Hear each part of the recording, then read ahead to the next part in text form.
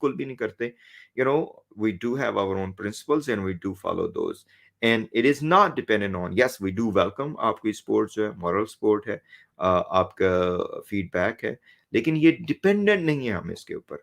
जी इकरा, sorry मेरी बात थोड़ी ज्यादा लंबी होगी, आप बात कर लीजिए, उसके बाद फिर एंड करते हैं। Thank you very much. Roshan Azeem साहब के हवाले से उन्होंने कहा कि वो इंडिया की जो फ्रेटर्निटी है, स्पेसिफिकली जो लीगल फ्रंट्स पे काम कर सकते हैं, उनको वो वेलकम करते हैं, and he said that they can coordinate with him and we can move forward. जी क्या कहेंगे इस हवाले से? जी सर, अस्सलाम वालेकुम सबसे पहले, वालेकुम और थैंक अस्सलाम, you thank so you so much. Much. जी जी। बिल्कुल मैंने इनका ये वीडियो जी जी, डॉक्टर साहब मैंने अभी थोड़ी देर पहले इनका वीडियो देखा है। देखिए, हम्म हमें कुछ दिन पहले मैंने भी ये बात की थी कि हमें वहाँ के वकला की, वहाँ के जितने भी बार काउंसिल्स हैं, बार एसोसिएशंस हैं, उन हम्म सब की मदद की, सपोर्ट की ज़रूरत पड़ेगी, क्योंकि हम्म हमने उनके मुल्क में इंसाफ के हसूल के लिए जाना है। तो हम्म उनकी सपोर्ट के बगैर तो हम कुछ भी नहीं कर सकते ना, हमारे हम्म। लिए तो एक अनजान देश होगा।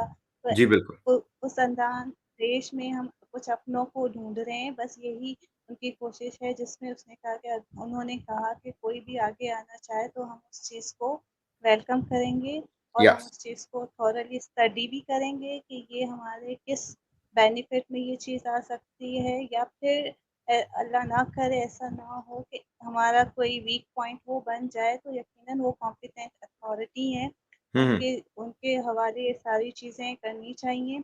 क्योंकि वहाँ से एक सीनियर वकील थे जो वो ये कह रहे थे कि हम हाई कोर्ट में जाना चाह रहे हैं, तो हमारा ये मौक़िफ़ था कि कब वक्त होगा वहाँ हम्म पे जाना एन मुमकिन है, क्योंकि देखें सर, ये दो यहाँ पे मियाँ बीवी आमने सामने, दो देशों का मामला तो है, लेकिन दो मियाँ बीवी आमने सामने, कि ऐसा ना हो कि वो इस चीज़ को बुनियाद बनाकर कोई हमारी एप्लीकेशन कब्ज़ वक़्त हो जाए और कोई नुकसान उठाना पड़ जी। जाए, तो इसके लिए वो कॉम्पिटेंट अथॉरिटी हैं। आप जी पहले बिल्कुल। उनसे मशवरा कर लें, क्योंकि जो गुलाम हैदर साहब हैं, वो लॉ को नहीं जानते। यहाँ पे लॉ, मुझे पता है कि बच्चे कैसे वापस आने हैं, जी। रोशन अज़ीम साहब को पता है कैसे आना है, दिन-रात एक करके उसके ऊपर उन्होंने काम किया है, उन्होंने हम्म अदालतों के चक्कर लगाए हैं।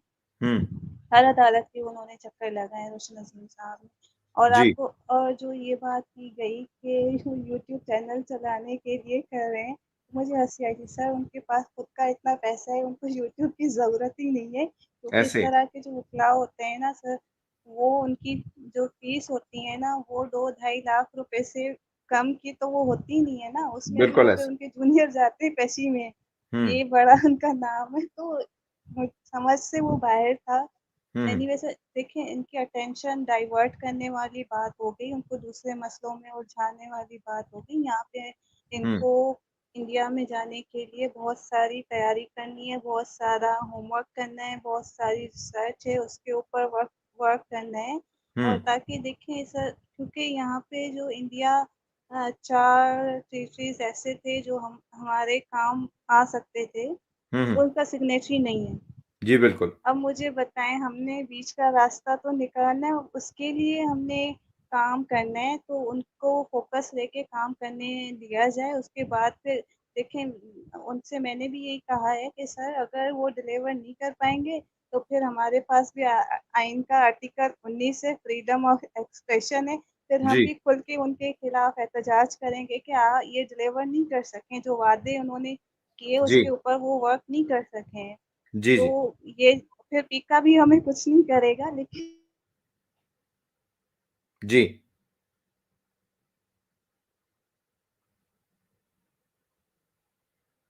जी जी इकरा, आपको आवाज आ रही है?